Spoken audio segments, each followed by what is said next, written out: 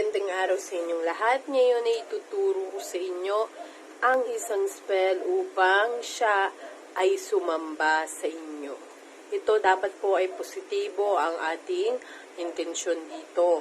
Hindi po natin siya papabaliwin, ngunit nais po natin na mapaibig siya ng napakatindi sa atin.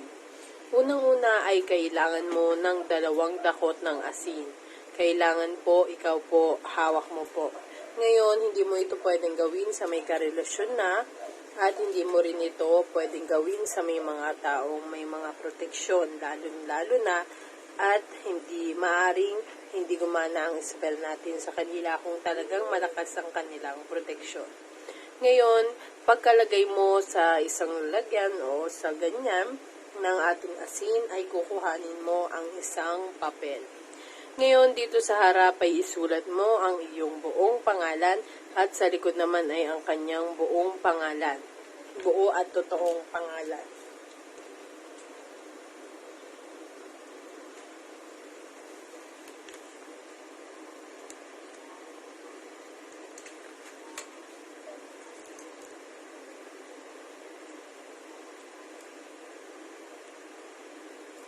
Magiging ganito po.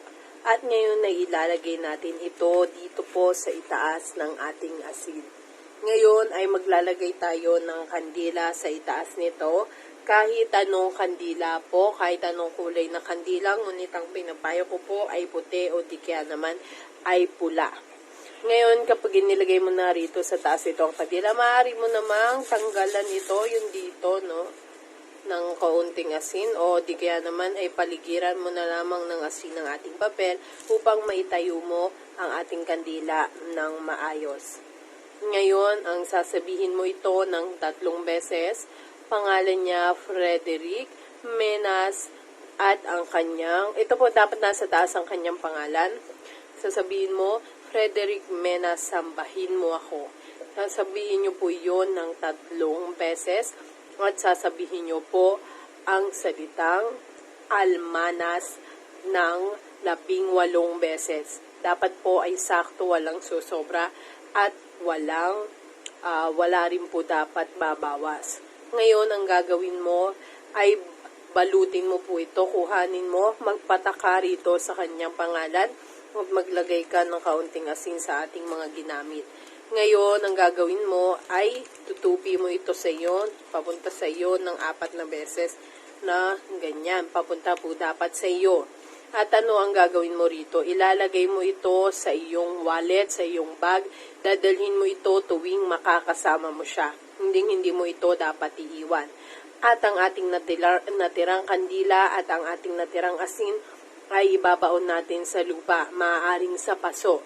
Ngayon, kung wala talaga kayong mahanapan na lupa sa inyong bahay, ay maaari nyo naman itong iwas na lamang sa hangin.